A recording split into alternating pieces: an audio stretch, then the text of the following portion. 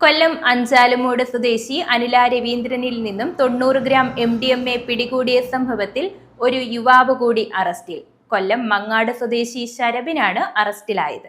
കൊല്ലം city police കമ്മീഷണർക്ക് ലഭിച്ച രഹസ്യവിവരത്തിന്റെ അടിസ്ഥാനത്തിൽ നടത്തിയ പരിശോധനയിൽ കഴിഞ്ഞ മാസം 21-ന് ആൽത്തറമൂട്ടിൽ വെച്ചാണ് അനില രവീന്ദ്രൻ പിടിയിലായത്.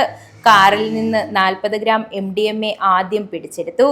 അനിലയെ മെഡിക്കൽ പരിശോധനയ്ക്ക് കൊല്ലം ജില്ലാ ആശുപത്രിയിൽ ഹാജരാക്കിയ സമയം അസ്വസ്ഥത പ്രകടിപ്പിച്ചതിനെ തുടർന്ന് സ്കാൻ ചെയ്തപ്പോൾ ജനനേന്ദ്രിയത്തിൽ ഒളിപ്പിച്ച നിലയിൽ 50 ഗ്രാം MDMA കൂടി ലഭിച്ചു.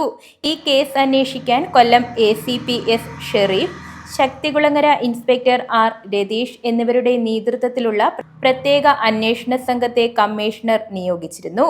തുടർന്ന് കസ്റ്റഡിയിൽ വാങ്ങി അനിലയെ ചോദ്യം ചെയ്തപ്പോഴാണ് കാറിൽ കടത്തിക്കൊണ്ടുവന്ന MDMA വാങ്ങാൻ തങ്കശ്ശേരിയിൽ കാത്തുനിന്ന ശരബിനിലേക്ക് അന്വേഷണം എത്തിയത്. ശരബിനെ രക്ഷപ്പെടുത്താൻ അനില പോലീസിനെ തെറ്റിദ്ധരിപ്പിക്കുന്ന രീതിയിൽ ബംഗളൂരുവിലുള്ള മറ്റ് ചിലരുടെ വിവരങ്ങൾ ആദ്യം പറഞ്ഞു.